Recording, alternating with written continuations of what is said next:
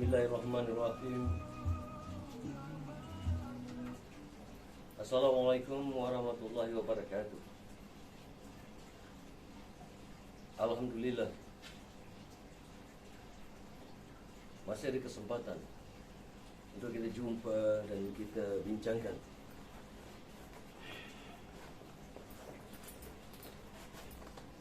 Aku rasa dah lama aku tak buat sebarang video. Yalah, sibuk, busy, banyak kerja. Tapi aku rasa terpanggil sebenarnya untuk buat video. Sebab apa? Sebab aku tengok melampau. Apa yang melampau? Perbalahan,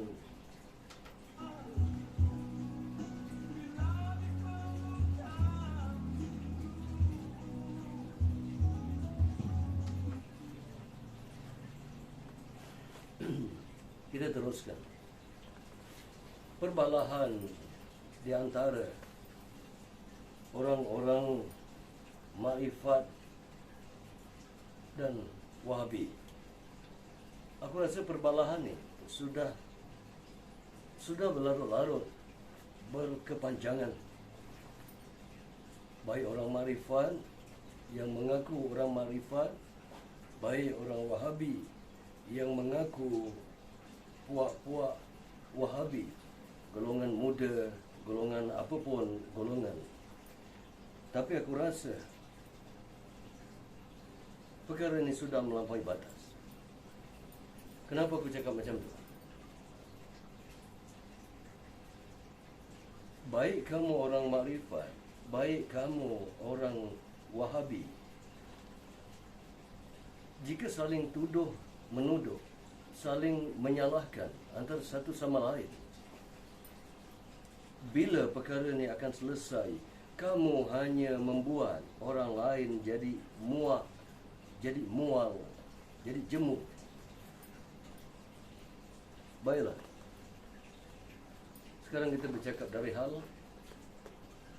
orang-orang Ma'rifat. Aku bercakap dari hal orang Ma'rifat. Tak kiralah dari mana pun, dari Singapura, Kedah, Kelantan, Terengganu, dari Nusantara sekalipun. Kamu orang Ma'rifat dan kamu mengaku kamu orang tasawuf, orang Ma'rifat. Jika kamu orang tasawuf dan orang Ma'rifat yang mengaku sungguh-sungguh orang Ma'rifat, orang hakikat, orang tauhid, tasawuf, lagi jati dan tulen, apa perlunya kamu berbala-bala? Dan sejak akhir-akhir ini, isu-isu peribadi golongan yang kamu kata memusuhi para nabi, para awliya, para wali, yakni golongan Wahabi. Kamu tak perlu sebenarnya tak perlu sebenarnya hingga kamu menyentuh perkara-perkara peribadi tentang pekerjaan, tentang keluarga. Tak perlu, baik kamu orang Ma'rifat ataupun kamu orang Wahabi. Kamu tak perlu. Apa perlunya kamu sentuh dari hal peribadi? Baiklah, jika kamu betul-betul orang Ma'rifat, adakah kamu rasa dengan mencaci, mencerca golongan-golongan tersebut akan menyebabkan kamu jadi hebat, akan menyebabkan kamu rasa kamu yang paling berilmu, kamu yang paling hebat? Adakah itu cara orang-orang Ma'rifat mengatasi orang-orang yang berfahaman Wahabi? Diandaikan orang-orang Ma'rifat itu duduk di makam yang tertinggi, yang paling tinggi, tetap kamu tidak boleh menghina orang-orang yang kamu rasa jauh lebih rendah dari kamu. Tak boleh. Tak bolehkah kamu sebagai orang Ma'rifat bercakap dengan hikmah, dengan ilmu, dengan bijaksana, tanpa berbala, tanpa mengaibkan, tanpa menjatuhkan maruah. Tak bolehkah? Bagi aku mudah. Orang-orang Wahabi, jika mau bercakap dari hal ilmu dengan orang-orang makrifat, tak perlu. Orang makrifat yang membawa ajaran makrifat, jalan kerohanian, jalan cinta, mereka adalah orang-orang yang mungkin pada zahirnya kamu lihat seolah-olah kufur, tapi sebenarnya mereka adalah pencinta Allah dan Rasulnya, pencinta Nur Muhammad yang sejati.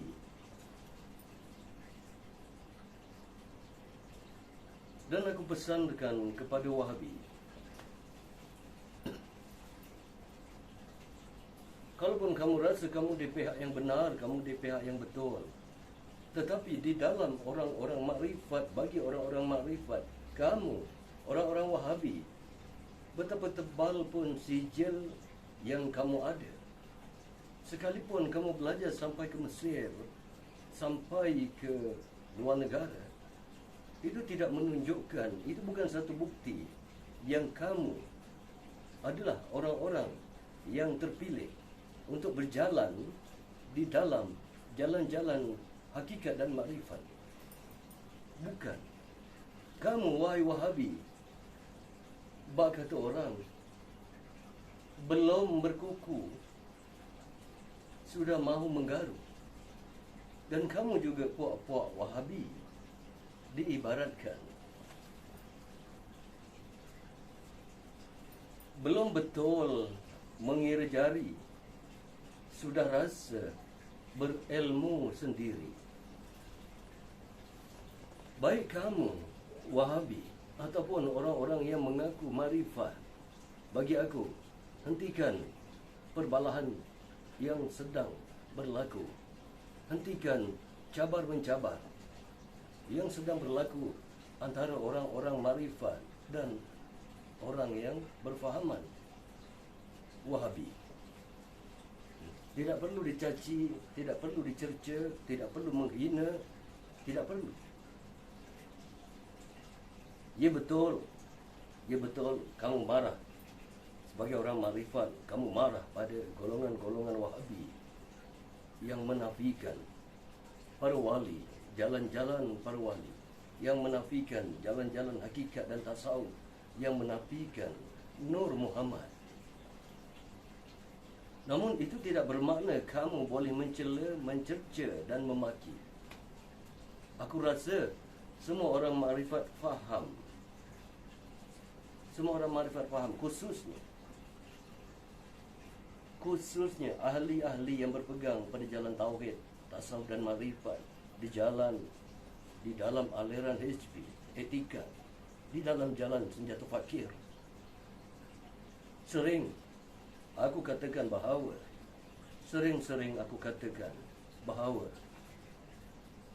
ukurlah bayang-bayang sepanjang badan agar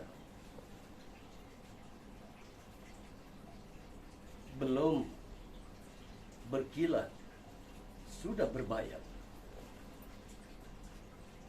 Masukkan orang-orang tauhid lagi makrifat tak faham bila aku katakan ini cerita nafiri dan nobat. Apabila nafiri dan nobat dibunyikan,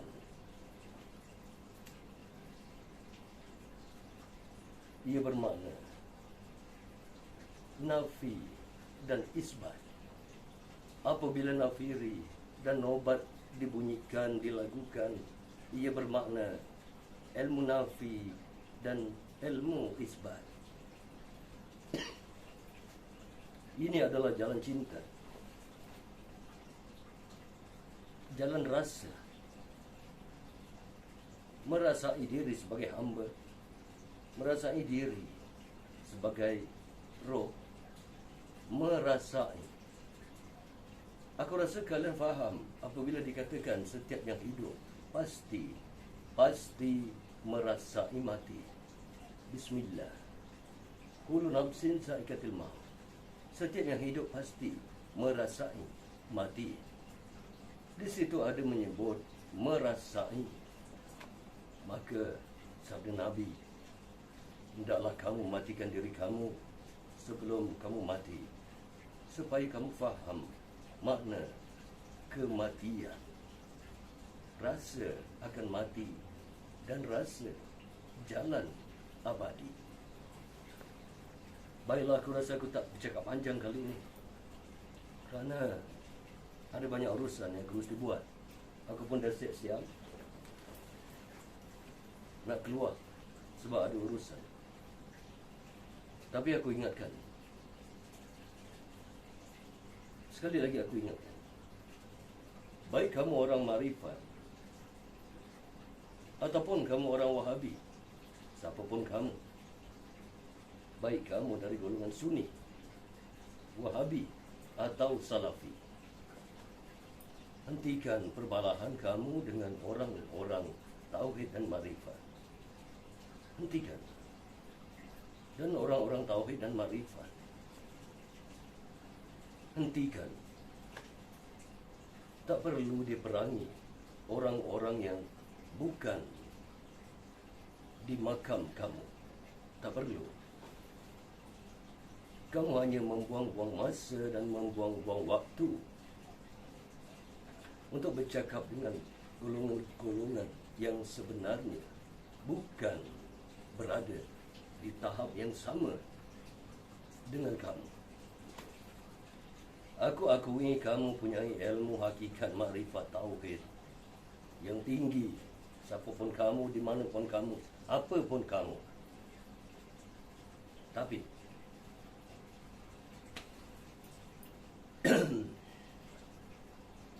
aku ingatkan, betapapun kamu tauhid dan makrifat, dosa sesama manusia tidak Allah ampunkan. Betapapun kamu tauhid dan makrifat, jika kamu cukup tauhid dan cukup makrifat, gunakan kesempatan yang ada untuk membimbing orang lain ke jalan yang mencapai sebagaimana kamu mencapai. Jika kamu katakan kamu kenal akan Allah itu, ajarkan jalan itu kepada orang lain di channel-channel kalian. Bercakap dari hal ilmu dan bagaimana mencapai makam-makam tauhid dan makrifat itu. Pengalaman kamu di dalam berjalan, di dalam menuntut ilmu dengan guru-guru tasawuf. Falsafah dan pegangan kamu, akidah kamu di dalam berjalan meniti denai tasawuf. Tak perlu kamu sebagai orang makrifat bercakap lebih buruk dari yang buruk, lebih budak dari budak. Dan tak perlu kamu mencabar. Tak perlu. Kamu punya ilmu yang tinggi, tauhid lagi makrifat. Apalah perlunya kamu mencabar mereka-mereka yang sekadar ingosan, mereka-mereka yang sekadar kebudak-budakan. Mereka baru di peringkat hukum. Ini halal, ini sunat, ini makruh. Mereka bukan orang-orang makrifat. Kamu berjalan di jalan yang berasingan, di dalam dua simpang, jalan dan denai yang kamu lalu, wahai orang-orang makrifat, bukan jalan atau denai yang dilalui oleh orang-orang Wahabi. Dan wahai orang-orang Wahabi, denai kamu bukan denai makrifat. Jadi tidak ada pertikaian di sini, tidak ada perbalahan di sini. Bismillah, Allah Rabbuna wa Rabbukum, lana amaluna wa lakum amalukum, la hujjata bainana wa bainakum. Ingat baik-baik. Sama ada kamu orang makrifat lagi tauhid, Sekalipun makrifat kamu ibarat air yang dari kaki sudah penuh ke pundak, meleleh ikut telinga, keluar ikut ingusan, atau keluar ikut air liur kamu. Usah kamu buang-buang masa untuk mencabar puak-puak yang kamu katakan Wahabi. Jika mereka tidak sejalan dengan kamu, tinggalkan. Dan jika kamu mau menyampaikan, maka Islam adalah agama nasihat, menasihati, bukan mencaci, memaki, menghina, bukan. Islam itu indah, jadi rasakanlah keindahan itu, wahai orang-orang makrifat. Apabila kamu bercakap dari hal ilmu makrifat, dicontohkan apabila kamu mengajar di sekolah taska atau tadika, betul kamu ajarkan sesuatu yang betul, A, B, C, D mungkin. Tapi pelajar tadika tidak mengatakan betul-betul, kerana pengetahuannya setakat abata, itu sahaja. Maka mereka juga betul kerana pengetahuan mereka setakat itu. Pengetahuan kamu orang-orang makrifat lebih tinggi dari itu. Jadi apa guna kamu berbalah dengan orang-orang yang bukan lawan kamu? Bukan lawan kamu. Aku juga berpegang pada jalan Nur Allah, Nur Muhammad. Ya nuran nurin, ya mudabiral umur, balik ini ruha Sayyidina Muhammadin wa arwaha ala Muhammadin tahiyatan wa salaman. Karena aku berpegang pada selawat itu, kerana pesan guru, jika kamu amalkan selawat itu, kamu takkan mati, melainkan kamu dapat bertemu dengan wujud segala asrar, yakni Rasulullah sallallahu alaihi wasallam, sebelum kamu mati. Maka aku berpegang. Tapi bagi siapa-siapa pun yang tidak mahu berpegang pada jalan Nur Muhammad dan menuduh jalan Nur Muhammad itu sesat, takrikat itu sesat, hakikat itu sesat, biarkan. Biarkan. Kamu tak rugi apa-apa. Biarkan. Tapi jika kamu sambut dengan hinaan, cacian, cabar-mencabar, berbala-bala, kamu turut rugi sebagaimana mereka. Aku harap